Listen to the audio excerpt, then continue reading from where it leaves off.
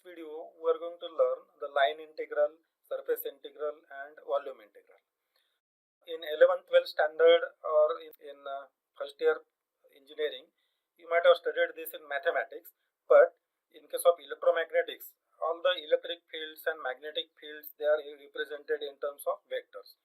So very often we need all these three types of integrals: the line integral, surface integral, and the volume integral, depending upon the shape of the objects.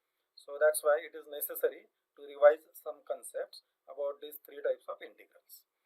So let us see about the line integral. Now suppose I have a vector field A here, represented by these blue lines. Now in this vector field A, I am traveling in a path, let us say from A to B. So when I travel from A to B, I want to find out how much is the flux cut by this path. Then in that case, we can find out this using the dot product. So for example, if I consider here, so at this point, this is vector A. So I find out the component of vector A in the direction of this path. So I evaluate it at this point. So to evaluate this, it is nothing but A dot dl. I find out A dot dl. Now this I add for each and every point starting from A to B. So that gives rise line integral A dot dl. So the dot product A dot dl, it is nothing but magnitude of A into cos theta dl. Okay. Now if this is a closed path, so that means I am traveling from point A to point B, then through point C, again I am coming back, then it is the closed integral, closed contour integral, which follows path A, B, C and back to A. So that is called as circulation of A around L. So it is represented as closed contour integral A dot dl. In electromagnetics, usually this closed contour integral, it is useful for us to find out the flux enclosed by the current carrying conductor, or the flux produced by the current carrying conductor. So this is a typical application where this line integral may be useful in case of electromagnetics. So let us go to surface integral. Now here I consider some surface S, and there is some vector field here shown by these blue lines. Now I am interested in finding out, suppose this vector field A, it is the flux. So I am interested in finding out how much is the flux crossing this surface S. Okay. Now suppose this is the surface and the direction of this flux, it is parallel to this surface. Now since the direction of the flux is exactly parallel to this surface, no flux will actually pass through this surface. So for the flux to pass through this surface, it must be in the perpendicular direction. So if it is in the perpendicular direction, then all the flux, it will pass through this surface. Now suppose the direction of A, it is neither parallel to the surface nor perpendicular to the surface. It may be with some angle like this. So in that case, we will have to find out the normal component of, because we are interested in the normal component, because the normal component is the actual flux which passes through this surface. So we are interested in finding out the flux passing through this surface.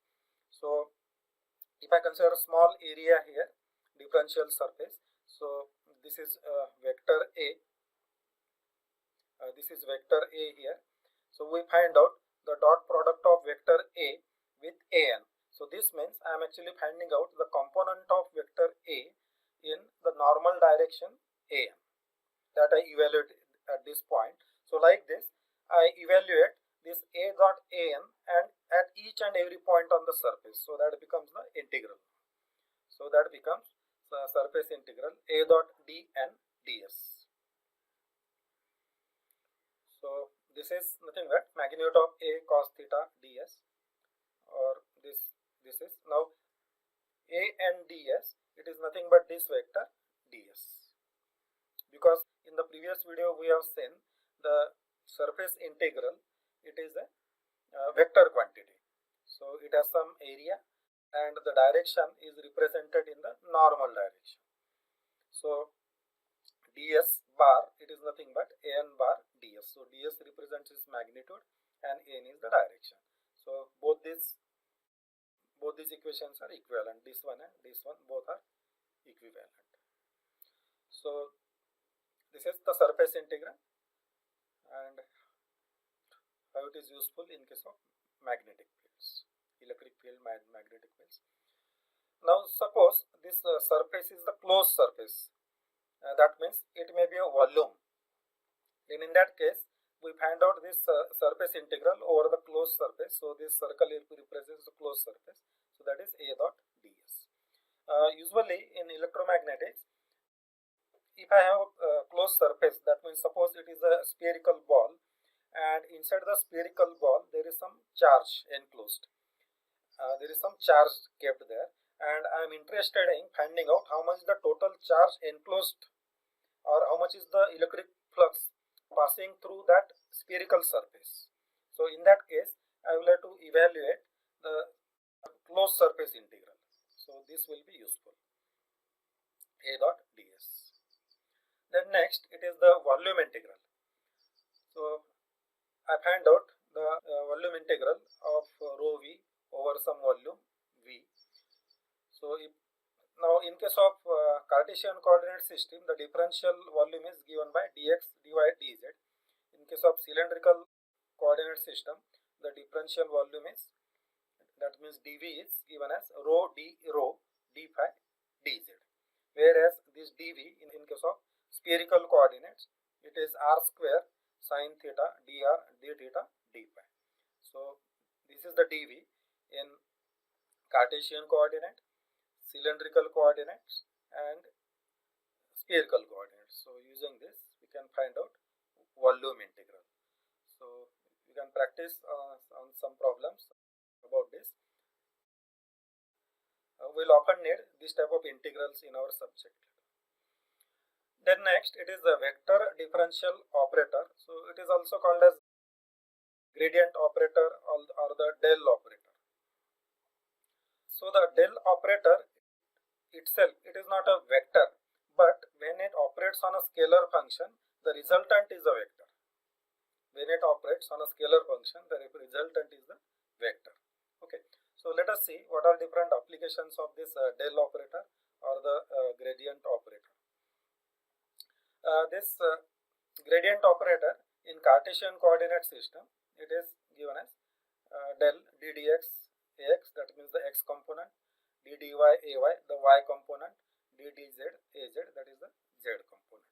Similarly, cylindrical coordinates, this is the rho component of this del operator, phi component and the z component. So in the same manner, spherical coordinates, this is r component, theta component and phi component. So using these three equations, you will be able to apply del operator for solving problems for Cartesian coordinates, cylindrical coordinates and spherical coordinates. Now let us see next what are different applications of del operator where we use this. So the operator is useful in defining gradient of a scalar function v. So del is the del operator, what we seen earlier. So if v is some scalar quantity, so we use this del operator to find out gradient of scalar. So this is del v, that means it is the rate of change of this scalar quantity v. The next application of this del operator, if I operate this del operator like this, del dot a bar, so this is called as divergence of a. Then del cross a, this is the curl of a, and lastly it is Laplacian, so del square v. So next we'll discuss what are this gradient, divergence, curl and Laplacian in all the three coordinate systems, and later on we will use it many times while solving problems. So next time we'll discuss about the gradient, divergence, curl, etc. Gradient of a scalar. So gradient of a scalar field A, as we have seen, it is a vector. So gradient of a scalar field, it is a vector. So we are operating on scalar quantity using this del operator, but the resultant is a vector. So it represents both the magnitude and the direction of the maximum space rate of increase of V.